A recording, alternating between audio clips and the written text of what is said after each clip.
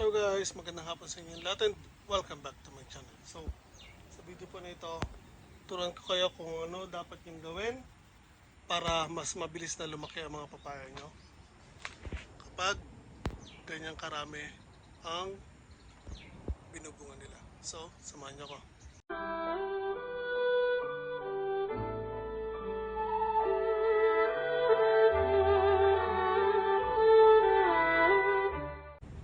Okay, so tulad ng sinabi ko, kung mapapansin nyo po, ayan po. Sa isang stem niya, 3 papaya ang lumabas. And dun sa iba, meron isa lang tumutuloy. And may 2. And meron ding 4 sa isang to. 4 naman po sila.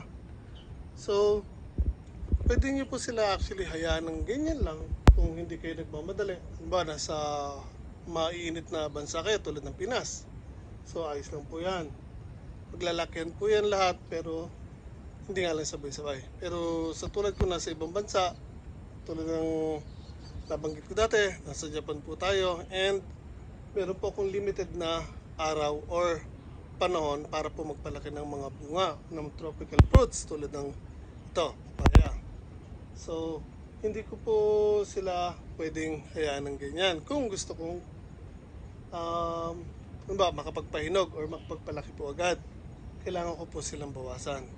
Pero kung ang habol ko lang ay yung meron lang ako magagamit panluto, hayaan ko silang ganyan as is, then pipitasin ko na lang sila pag kaya kailanganin ko. Pero again, kung ang purpose ka yung hinog na papaya, gusto kong makapagpahinog, as much as possible, titrim ko yung mga yan. So sa 3 ito, isa lang dapat kong iwan or isa lang dapat kong iwanan. And ang gagawin natin yan, pipili lang po tayo ng malaki. Pero ito hindi ko po sila pabawasan ng masyado. Itong isa lang to, yung maliit yung sa gitna. So balik talang ko lang yung camera.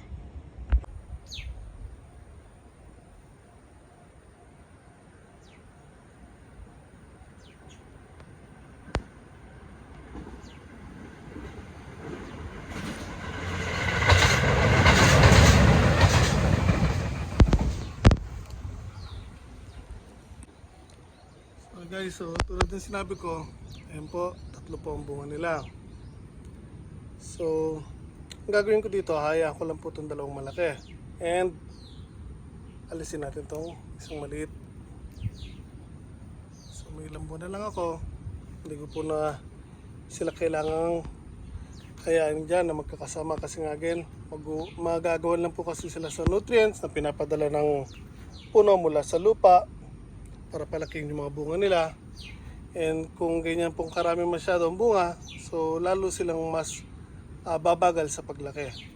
So dito po sa isang to, makikita nyo meron po tayo isang malaki na, pero meron po tayo isang maliit na nagtuloy po dyan. So alisin rin po natin yan. So to sa mga taas na to, kita nyo meron isang medyo malaki na, isang medyo maliit pa.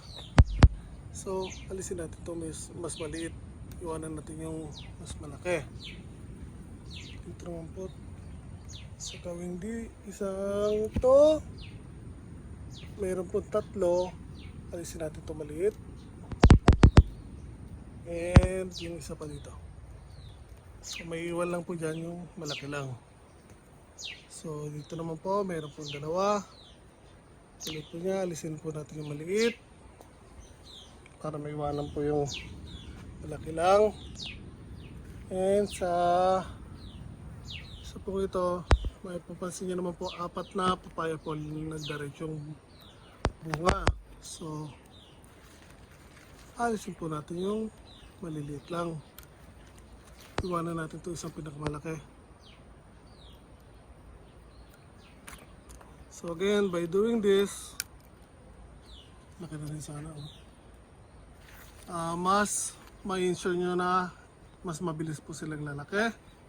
And again, kung nasa ibang bansa po kayo katulad ko, so mas malaki yung chance nyo na makapagpalaki po agad ng papaya bago po dumating ang winter season.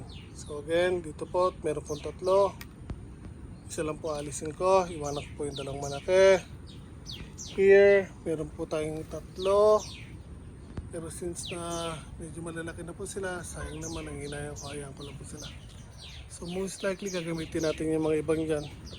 Panluto, gawin nating atsara or kilawin or pantinola. So, meron pa rin po tayo dito isa. So, ito po, dalawang naging bunga niya. Alisin natin itong isa. Iwan natin yung mas malaki. Ito naman po, meron dalawa. Alisin din natin yung isa. Iwanan natin yung malaki. Sa taas. Ito po, dalawa. Alisin natin yung maliit. Iwan natin yung isa.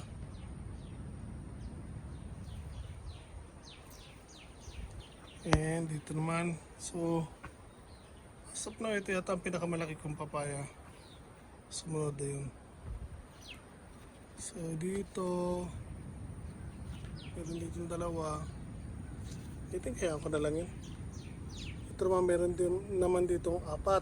So 1, 2, 3, 4. So tanggalin natin itong maliliit sa dalawa. Iwanan natin yung dalawa. Sa taas meron din apat. Isa, dalawa, tatlo, apat, lima pala. So iniwan natin yung isa. Masyado marami. Pero man tatlo.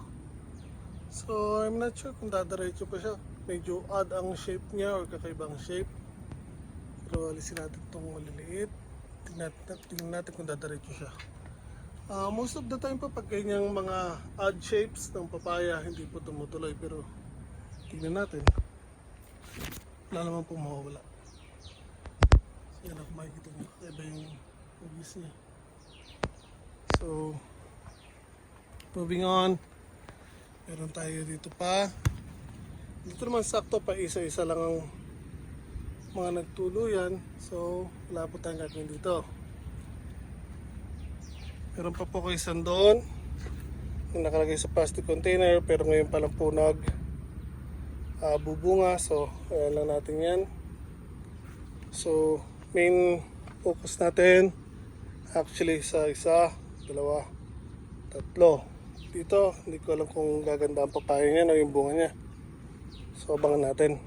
Pero ito, since na malalaki na, gantay na lang po tayo pag dumating na po yung saktong size niya, pagkaayusan na po laki nila, para ma-harvest po natin at may luto. So, again, yan po.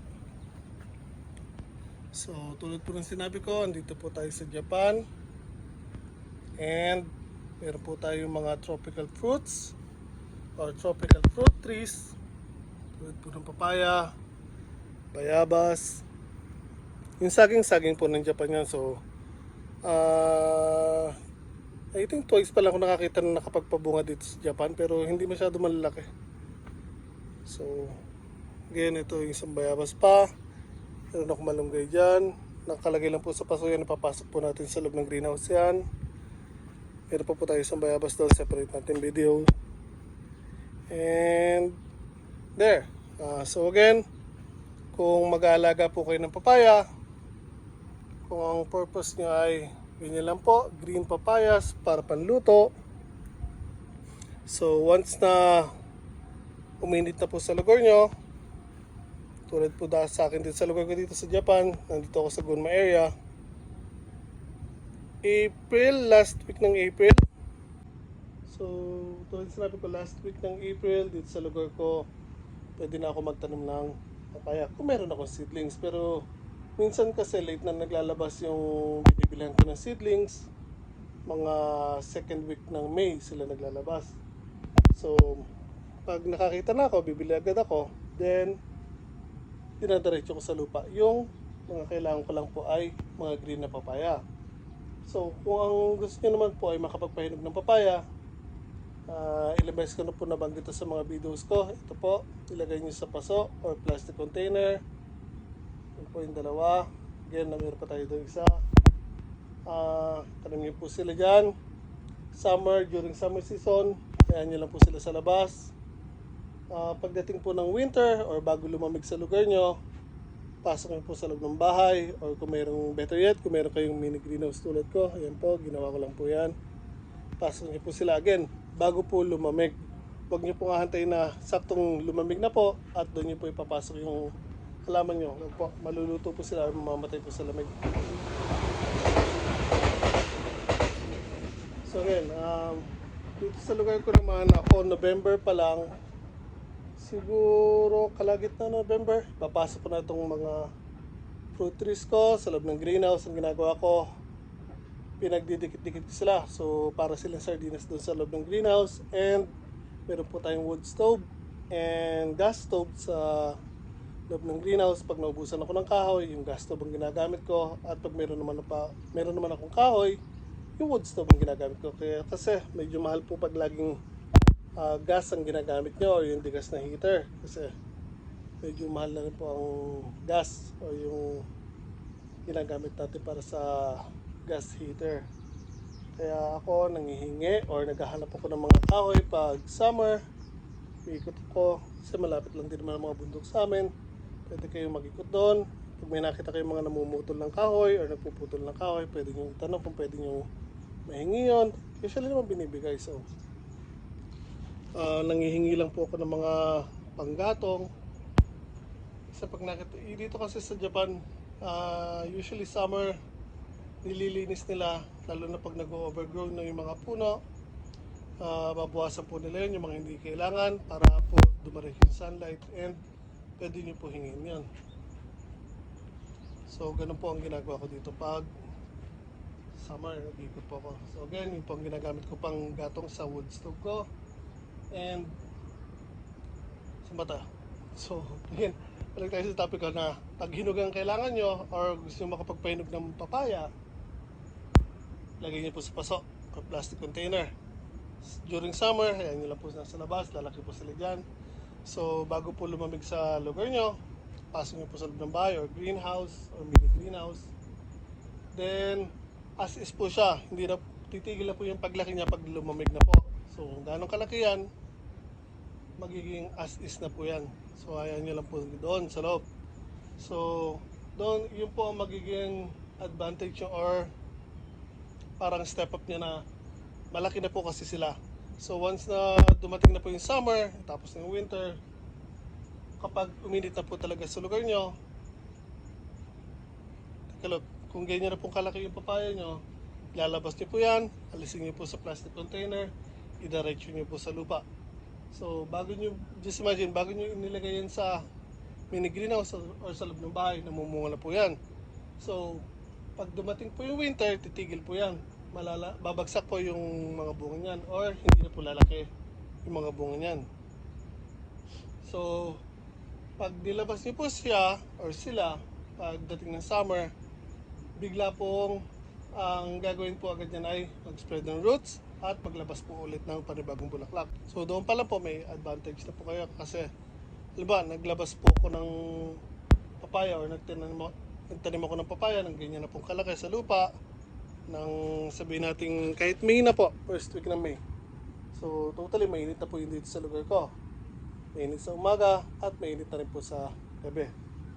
Masama pa rin po kasi sa kanila pag mainit lang sa umaga pero lalamig pa rin po sa gabi, mamamatay pa rin po yung papaya nyo.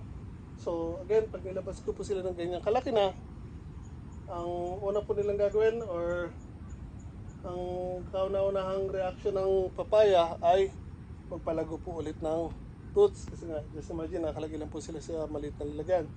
So, ikakalat po nila yung ugat nila. At once na kumalat na po yung ugat nila, maglalabas po sila ng panibagong bulaklak. And yung mga dahon nila, palalagoy nila. So, just imagine kung tinanim ko sila ng May, so sabihin natin June, nakapagpabunga na ako or may lumabas na ako na bunga na malilit na papaya. So mula June hanggang November, makakapagpahinog po ako ng papaya pag mahaba po yung allotted time ko. Hindi po katulad nitong nagtanim ako ng seedlings na halos isang dangkal lang. So bago sila lumaki actually ng ganitong kalaki, ilang buwan na, So tinanim ko to, sabihin natin May. Ngayon po ay September. So ayan pa lang po yung mga bunga niya. So ilang buwan na lang po, November. Kaya hindi ko na po inaasa makakapagpainog tayo ng papaya. Hindi na po mangyayari yan. Imposible na po yan. So again, ito po, ang habol ko lang po dito ay makapagpalaki po ng ilang papaya para magamit po natin panluto. And yung mga nasa plastic containers, ipapasok po natin yan sa loob ng bahay or sa mini greenhouse natin. So again yun, simple lang po, madali lang po magtanim ng papaya sa Japan kung gusto niyo po. So meron po akong other videos, tips kung anong pwede nyo gawin para po makapagpabunga ng papaya. And ano mga pwede nyo ilagay sa na amenities para mas mabilis po silang lumaki. Ano pwede nyo gawin para mas mabilis po silang mamulaklak. And during winter, ano ang dapat yung gawin kung paano maglagay ng tubig o magbigay ng tubig para hindi po sila mamatay. So again,